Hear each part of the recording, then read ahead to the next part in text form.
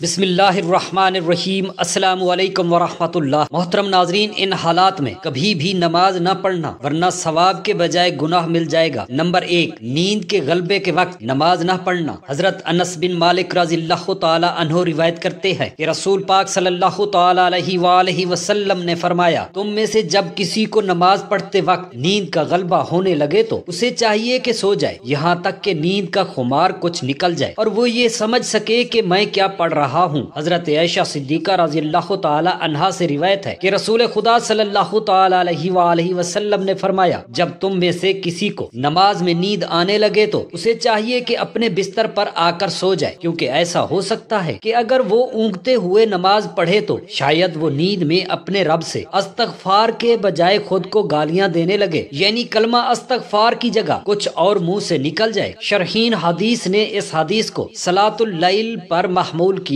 ہے، کیونکہ رات کے وقت نیند کا غلبہ ہوتا ہے، اسی لیے صلاۃ اللیل کی ادائیگی کے لیے اس بات کا خیال رکھنا ضروری ہے کہ نیند کا خمار بالکل زائل ہو جائے، اس کے بعد نماز ادا کی جائے۔ جبکہ بعض حضرات اس حدیث کو عام قرار دیتے ہیں کہ یہ حدیث فرض اور نفل سب کے بارے میں ہے۔ اس صورت میں یہ وضاحت ضروری ہے کہ فرض نماز کی ادائیگی میں اگر کافی وقت باقی ہو تو غالب نیند کی صورت میں کچھ دیر آرام کر کے نماز پڑھ لے، اور اگر وقت تنگ ہو رہا ہو اور نماز قضا ہونے کا خطرہ ہو تو اپنی پوری کوشش کر کے اپنے آپ سے نیند اور سستی کو زائل کر کے نماز ادا کرے۔ شیخ المشکات طیبی میں ہے کہ اس سے نیند کو نماز پر فوقیت دینے کا وہم پیدا نہیں ہونا چاہیے، بلکہ مذکورہ حدیث میں تو نماز جیسے عظیم فریضہ کو بہتر انداز میں خشوع خضوع اور بھرپور توجہ کے ساتھ ادا کرنے کا حکم دیا گیا ہے۔ باقی نمازوں کے لیے جو اوقات مقرر ہیں انہیں اوقات مقررہ پر ہی نماز ادا کرنی چاہیے۔ حدیث پاک میں اسے اللہ تعالیٰ کا سب سے پسندیدہ عمل قرار دیا گیا ہے۔ چنانچہ حضرت عبداللہ بن مسعود رضی اللہ تعالی عنہ فرماتے ہیں کہ میں نے نبی کریم صلی اللہ تعالی علیہ وآلہ وسلم سے سوال کیا کہ اللہ تعالیٰ کے ہاں سب سے محبوب عمل کیا ہے؟ تو رسول پاک صلی اللہ تعالی علیہ وآلہ وسلم نے فرمایا، نماز کو اپنے وقت پر ادا کرنا۔ مقررہ وقت کے اندر کسی وقت بھی نماز پڑھی جائے تو نماز ادا ہو جائے گی اور وہ نماز ادا کہلائے گی۔ اس سے تاخیر کرنے پر نماز قضا ہو جائے گی۔ جان بوجھ کر نماز قضا کرنا، رات کو دیر تک جاگتے رہنا جس کی وجہ سے نماز فجر کے لیے اٹھنا مشکل ہو اور نماز قضا ہو جائے تو یہ بہت بڑا گناہ ہے، اس سے بچنا چاہیے۔ آپ فرماتے ہیں کہ آدمی کے لیے اونگتے ہوئے نماز پڑھنا مکروہ ہے، ہاں اگر پڑھ لے تو جائز ہے، جبکہ نماز کے سب افعال اور کرت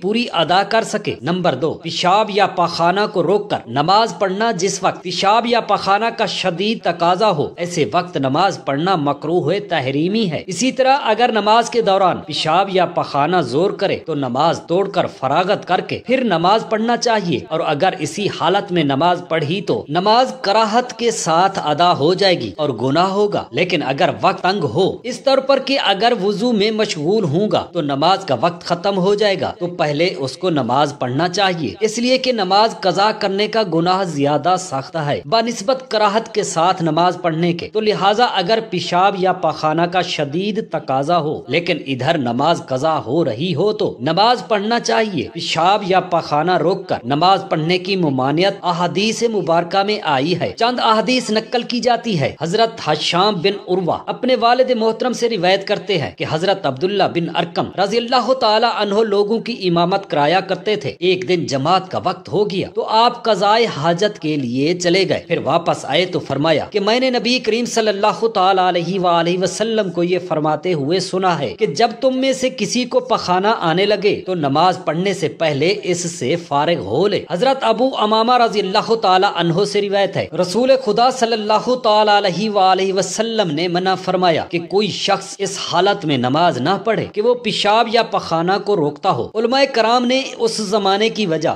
یہ بیان فرمائی ہے کہ اس وقت نماز میں خشوع خضوع حاصل نہیں ہوتا، جبکہ نماز کو خشوع و خضوع کے ساتھ ادا کرنے کا حکم ہے، لہٰذا حاجت سے فارغ ہو کر اطمینان کے ساتھ خشوع و خضوع سے نماز ادا کرنی چاہیے۔ نمبر 3، نماز پڑھنا اگر جماعت تیار ہو اور بھوک بھی شدت کی نہ ہو تو ایسی صورت میں نماز سے پہلے کھانا کھانا جائز نہیں ہے۔ دوسری صورت میں اگر شدت کی بھوک لگی ہو اور انسان کو پتہ ہو کہ وہ کھانا کھائے بغیر نماز میں خشوع خضوع برقرار نہیں رکھ سکتا تو ایسی صورت میں کھانے کو نماز پر مقدم رکھیں گے، یعنی پہلے کھانا کھا لیں گے، اور اگر آپ اکیلے نماز پڑھ رہے تھے یا آپ نے خود ہی جماعت کروانی تھی تو نماز سے پہلے کھانا کھانے میں کوئی حرج نہیں۔ اگر جماعت کے ساتھ پڑھنی تھی اور بھوک بھی معمولی تھی تو ایسا کرنا ناجائز ہے۔ ابو لیث رحمۃ اللہ علیہ فرماتے ہیں کہ جب آدمی کے سامنے کھانا رکھا جائے اور نماز کے لیے اقامت کہی جا چکی ہو تو کھانے سے فراغت حاصل کرنے میں کچھ حرج نہیں، پھر نماز پڑھ لے، جبکہ نماز قضا ہو جانے کا خوف نہ ہو۔ اس لیے اگر نماز کے لیے کھانا کھانے سے پہلے کھڑا ہو جائے تو پھر تمہارا دل کھانے میں ہی مشغول رہے گا، لہٰذا بہتر یہ ہے کہ پہلے کھانا کھا لے اور پھر نماز پڑھ لے تاکہ نماز میں پوری توجہ حاصل ہو۔ حضرت نافع رضی اللہ تعالی عنہ سے روایت ہے کہ نبی کریم صلی اللہ تعالی علیہ وآلہ وسلم نے فرمایا، جب تم میں سے کوئی کھانا کھائے تو ہرگز جلدی نہ کرے یہاں تک کہ استغفار نہ ہو لے، اگرچہ نماز کے لیے اقامت کہی جائے۔ حضرت عائشہ رضی اللہ تعالی عنہا، عبداللہ بن عمر اور انس بن مالک رضی اللہ تعالی عنہم سے روایت ہے کہ نبی کریم صلی اللہ تعالی علیہ وآلہ وسلم نے فرمایا، جب رات کا کھانا پیش کر دیا جائے اور نماز کا بھی وقت ہو جائے تو مغرب کی نماز پڑھنے سے پہلے کھانے کی ابتدا کرو اور نماز کے لیے اپنا رات کا کھانا چھوڑنے میں عجلت نہ کرو۔ پتہ چلا کہ اس زمانے میں رات کا کھانا مغرب کے قریب ہی کھایا جاتا تھا۔ ابن عباس رضی اللہ تعالی عنہ سے مروی ہے، جب نماز کھڑی ہو جائے اور کھانے پینے کی اشیاء سامنے موجود ہو تو مناسب ہے کہ کھانے پینے سے پہل کی جائے تاکہ نمازی کی بھوک ختم ہو جائے اور اس کا ذہن دوران نماز کھانے کی طرف نہ لگا رہے، لیکن اس کی شرط یہ ہے کہ نماز کا وقت تنگ نہ ہو اور کھانے کی ضرورت اور اس کی چاہت بھی ہو۔ اس میں اس بات کی تاکید ہے کہ یہ شریعت کامل ہے اور آسانی اور کشادگی کے ساتھ انسانی جان کے حقوق کا خیال رکھتی ہے۔ اللہ تعالیٰ سے دعا ہے کہ اللہ پاک ہمیں دین کو سمجھنے اور اس پر عمل کرنے کی توفیق عطا فرمائے۔ اللہ پاک سے دعا ہے میرے تمام مسلمان بہن بھائیوں کے بچوں کو اللہ پاک اپنے حفظ و امان میں رکھے، آمین یا رب العالمین۔ جزاک اللہ خیرا کثیرا۔